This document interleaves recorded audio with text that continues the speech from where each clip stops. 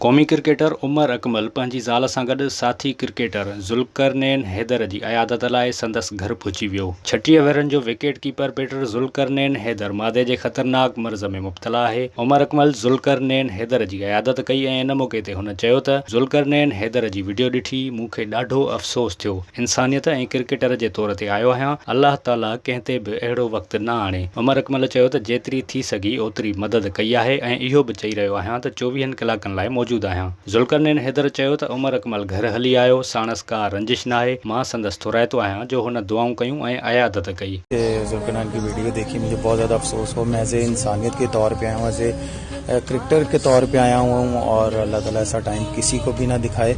जो मेरे से हो सकता था मैंने हेल्प की और इंशाल्लाह ताला मैं अभी कह के भी निकला हूँ कि कभी भी किसी भी मौके पर मेरी ज़रूरत पड़े तो मैं 24/7 अवेलेबल हूँ।